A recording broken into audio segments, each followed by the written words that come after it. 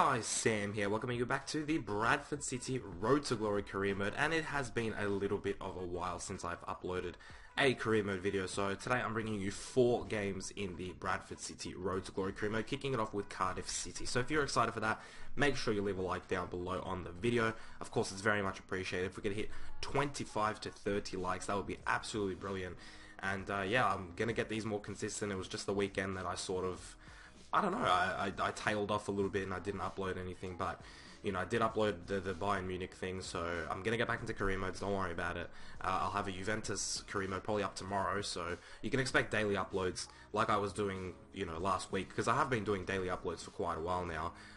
Not the same career mode, but you know, every day I had a video up at least, so yeah, I was doing pretty well. I was pretty consistent, so I'd like to get back into that. But Cardiff City here start with a, you know, just a brilliant goal. That is, you know, Ben Williams couldn't do anything about that. It's near post. It's at the top corner. It's just powerful shot. And unfortunately, we go 1-0 down against Cardiff City, who are a very good side on FIFA. You know, in real life, I'm not sure how they went in the championship. I'd assume somewhere around mid-table, but yeah, I mean, they did take the lead, and it was unfortunate. Because I said this so many times, but I do enjoy taking the lead first. If you didn't know, I do enjoy taking the lead first, and I struggle when I don't take the lead, because then it's so much pressure. You know, you need to score a goal, sort of. You know, it's just sort of uncomfortable, and it is difficult to play under that sort of pressure, especially in a career mode with people watching you.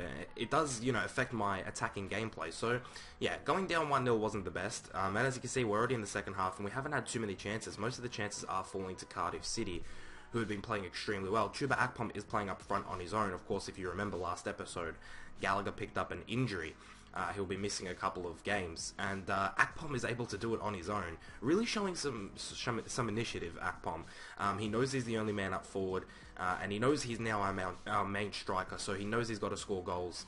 And in this first game, he does score a goal against Cardiff City, and it was a brilliant goal as well. Nice little cut in, tucks it past the keeper, makes it 1-1. Very important that Akpom played well today. Because without Gallagher, we do seem like a bit of a different team. He does give us a bit of solidity up the front, but nevertheless, we do pick up a point at Cardiff in Wales, so not the worst result if you're asking me. You know, a 1-1 draw, it's not too terrible. You know, you can't win every single game, but as long as you're picking up a point, you may as well, you know, if you pick up 1 point away and 3 points at home, you're pretty much going to be set for a really good season. So 5 shots, 2 on target for us, 3 shots, 3 on target for Cardiff City, not the worst. 89 passing accuracy to 87. And they had a bit more possession, which is quite odd. I do like playing the possession football. But Akpom picks himself up a vote, which, of course, he has now strung a couple of votes together, especially now that he gets to play on his own. It'll be interesting to see whether or not Akpom can pick up a couple of votes, and if he does score goals, if he will be picking up these man-of-the-match votes. So, yeah, hopefully he will be, because I do want a bit of, you know, a bit of a contest this season. Last season was an absolute whitewash with Francois Zoko. It was an absolute whitewash. So hopefully this season we will have a bit of a tighter contest, maybe 2 or 3 people in contention. Of course, it is EA's votes plus my votes, and that's how we decide who was the MVP of the season. And it's always interesting to see how it turned out and who was your best player and who was more consistent, to be honest.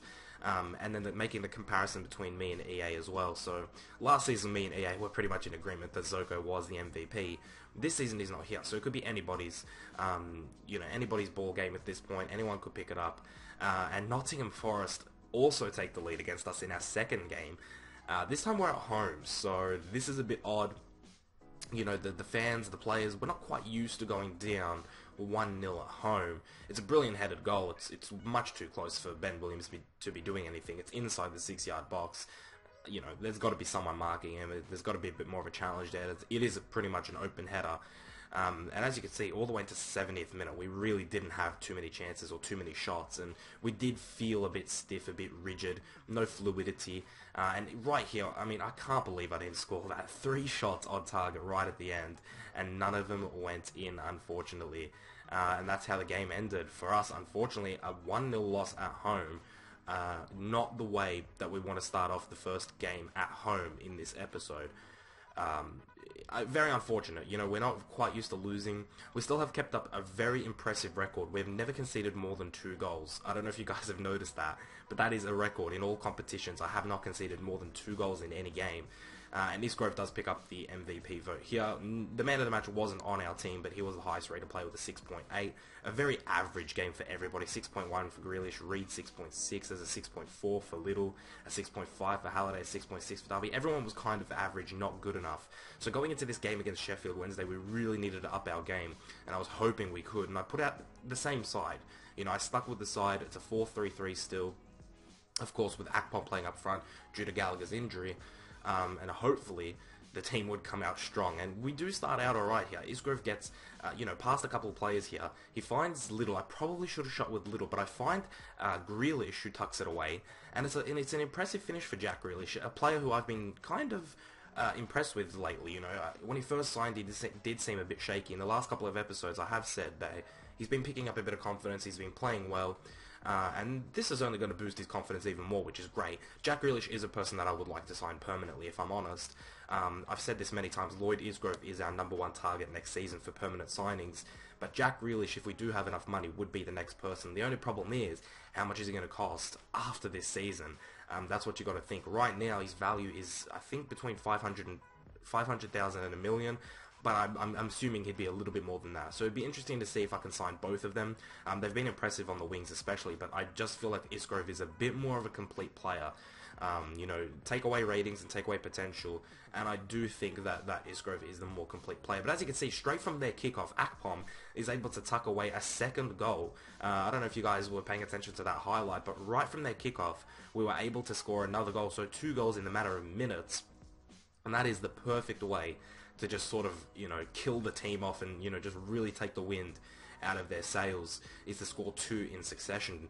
They're not used to that. And going into the start of the second half, we pick up a 3rd goal off a wicked deflection. That is the one deflection you don't want to have from that sort of range when your keeper's already devoted to the save. And we go 3-0 up. If you take away the half time, it was literally 3 goals in about 6 or 7 minutes. Of course, you have to factor in the half-time as well, but as far as game minutes, it was about 6 or 7, I think it was around 6 or 7 minutes.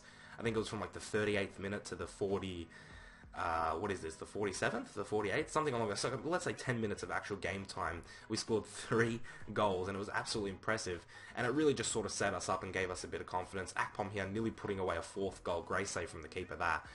And Sheffield Wednesday didn't have too many chances. This was probably their best chance. Williams was up to the save. And that pretty much ends the game 3-0, exactly what we needed, coming off 2 pretty inconsistent games, a draw and a loss, and now a 3-0 win. Jan Hyung-soo is still wearing those yellow gloves. I forgot to take them off him. They look ridiculous, don't you think? Yellow gloves. But yeah, the perfect way to bounce back. 3-0, a bucket load of goals. There it is, 38th to 49. So 11 minutes of gameplay. So yeah. Coming off a 1-1 and then a 1-0 loss, 3-0 is great. A load of goals, a clean sheet. It's just a perfect way to bounce back. 3-0 is just such a commanding and solid win, and it's Ben Williams who's able to pick up the MVP vote in this one with an 8.3 rating. I'm surprised, no one else got above 8 other than, like a Reed or something. I did think that a lot of people played well. I thought Grealish played well. I thought Isgrove played well. So quite surprising that no one really was, high rated. But we're going to our final game of the episode, and against Bournemouth today, away, which is a very interesting tie. I believe the last time we smashed them, so I'm hoping that we can do the same thing. I did want to take down all the results and then show you guys what happened in the reverse fixture, but I haven't done that, which is quite disappointing. I'm probably going to do that next season. Because it's something that FIFA used to do. When you went into a game, it showed you the last time you met what the score was, and they took that out for some reason, which is quite disappointing. But Akpom, nevertheless, puts us up 1-0 in the 13th minute. Brilliant strike from Akpom, brilliant run, and again, he has stepped up to the plate, and he's scoring goals. He knows that we need to score goals. I said this before, and it's impressive. It's interesting to see that he has stepped up, because I thought Akpom really relied on having another striker. But he, with that sort of space and, him being the only man up forward, he actually has thrived in that one striker, lone striker formation. So, very interesting. And also the 3-man midfield works well as well, because I just love playing Gary Little. He's really, really impressed me lately. and he's been out of this world. Dean Motley Henry and Billy Clark here play a bit of a cheeky 1-2, and it's Billy Clark, and you might be wondering, I thought Akpom was playing. Well, as you could see, we're in the 80th minute. I actually brought Clark on in the 78th or something like that minute, and what an impact he had. He came on and just scored straight away a goal. Plays a nice little 1-2 from Motley Henry. Very smart from Motley Henry to not take the shot and wait for Billy Clark to make the run, and very good from Billy Clark to actually make the run. Great striker's instincts. And he puts us up 2-0 within a couple of minutes of him being on the field. Dean Motley Henry again linking up, it seems like, with Billy Clark, who's just waiting in the middle, and he does so, and Billy Clark, bides his time and puts it in and scores 2 goals in a matter of minutes in the 80th and now the 89th. Impressive stuff. And it's Dean Motley Henry again with an assist on the wing. He got past the player. Very impressive. I've said that word so many times this episode. Impressive. I got to cut down on that. That's a bit weird. But yeah, he crosses it into Clark, or passes it, I guess, and Clark just takes his time and finishes it as he stumbles onto the ground. So yeah, 2 goals within, 10 minutes, pretty good. But as you can see from their kickoff, Billy Clark was not letting him get away with anything. He didn't really have any support. He gets past the player and he's thinking, well, why the hell not should I just run all the way? And Billy Clark, he takes his time, doesn't rush it, doesn't try and beat a man. Then he does and takes the finish, and it goes in off the crossbar. And Billy Clark scores a hat-trick within 15 minutes, which is absolutely insane. It's not Sadio Mane insane in real life, but it's still pretty good. 3 goals in 15 minutes as a substitute as well. Yeah, it was really good from Billy Clark. He came on and scored a couple goals, and he felt like just a completely different player. And I was thinking maybe he is that sort of super sub player. He's not the quickest, so maybe when he's got the fresh legs and no one else does, that's when he's the most effective. But he played incredibly well. 3 goals in 15 minutes as a substitute. Jan Hyung-soo with those yellow gloves, bloody hell. But that wraps up this episode with another 3-0 win. Oh, it was a 4-0 win today, actually, because Akpom also scored a goal and Billy Clark got a hat-trick. So 3-0 and 4-0 to wrap up the episode is a great way to move on. We did start a bit inconsistent, but we're leaving on a positive note. 4 shots on target, 4 goals with 62% possession, completely dominated Bournemouth. And it's Billy Clark with a 9.9 rating that picks up his first vote of the campaign. 8.3 from Lawrence, 8.2 from Motley Henry. That front 3 played incredibly well. Lawrence was also a substitute. So yeah, just a really good game from everybody, and that's how the league table finishes at the end of the day. We have dropped a couple of points, which means now our gap is only 5 points. I believe it was 7. But Hull also dropped points, and now Fulham are second. So that's really the major difference. But it's a 5-point lead at the top. Not the worst. And as you can see, down the bottom, it is Derby, Millwall, and Leyton Orient. And I'm pretty sure we did get promoted with Leyton Orient and Derby County, did we not? And now they're both in the relegation battle. They were both in League One. I think it was Derby. For sure it was Leyton Orient. I think it was Derby County. And take a look at the comparison. We're first and they're in the relegation scrap, and that just shows how good our team is. Hull City, Nottingham Forest, Middlesbrough, and West Brom make up the rest of the top 6, and this is how the MVP running stands at the moment. It's Ben Williams with 9, Gallagher with 6, Akpom with 4, and then you've got the likes of Isgrove with 3, Little with 2, and then Derby, Motley Henry, Not Grealish, and Clark all with 1.